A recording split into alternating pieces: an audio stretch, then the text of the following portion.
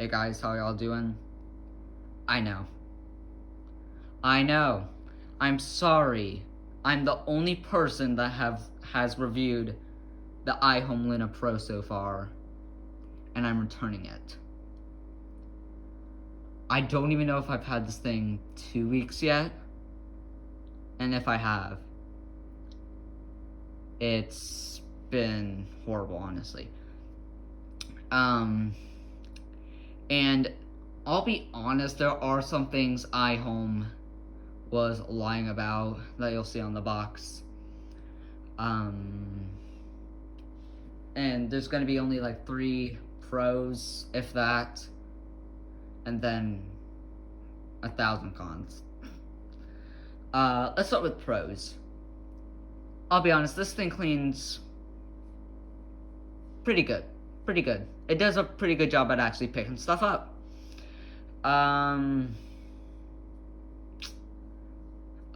What's another pro? God, I can't even think of pros because this thing's so bad. I guess the suction power was good on it. One thing I liked about it, compared to all other self-empty roll-out vacuums I've had so far, is the self-empty base would fit under my kitchen island. Let me look at the box and see if I can find any other pros.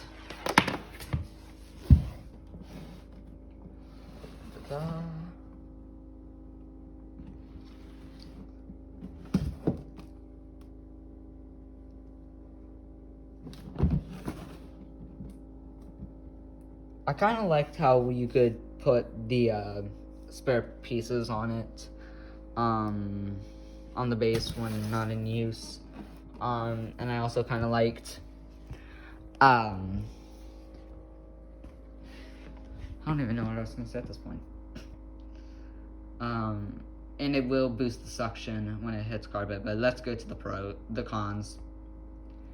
And there's not really any lies that I'll talk about on the box, but here's one.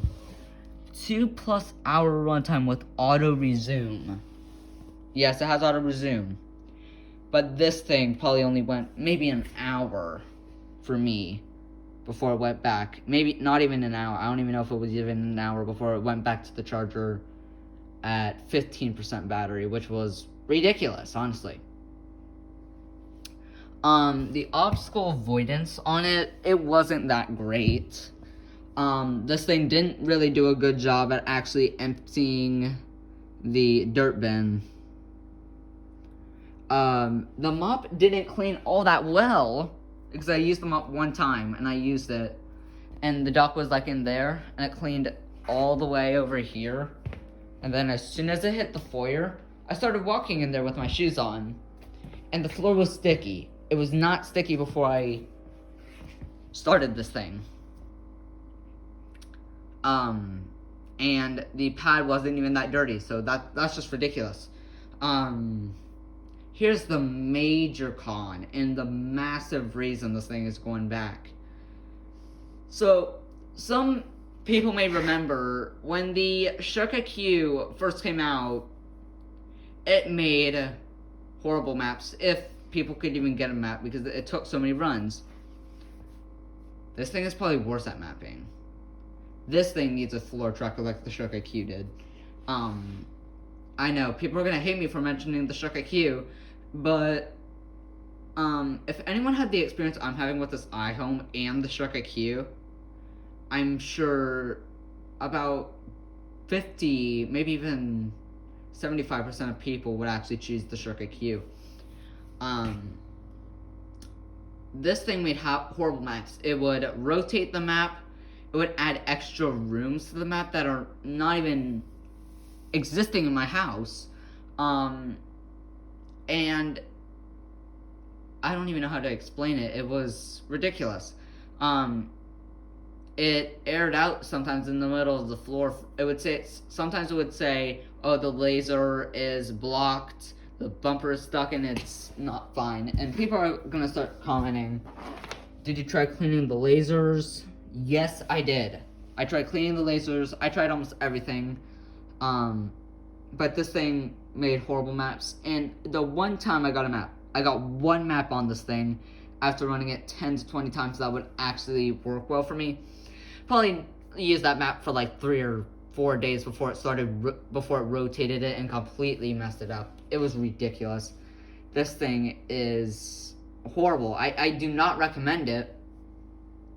And it's going to be replaced with, I already told Adam Stack Reviews, this thing is how bad this thing is, and this thing's actually going to be replaced with the Neobot Q11, the Neobot Nomo Q11, and I'm really hoping that thing will be good.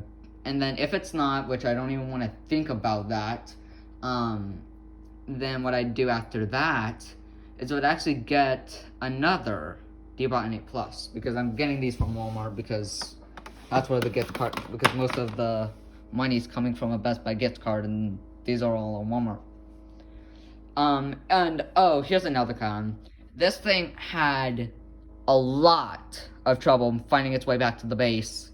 If it even did. Okay, no, and no, I do not recommend this thing. I'm sorry, I'm sorry, but I am the only person to have reviewed this on YouTube so far, and I know I'm saying I do not recommend it. I feel like that's really gonna stop people from buying it, but, if anyone ends up getting this, and it gets updates that makes it better, that fixes most of the issues I have with it, I will give it another try, but I don't know when or if that will even happen.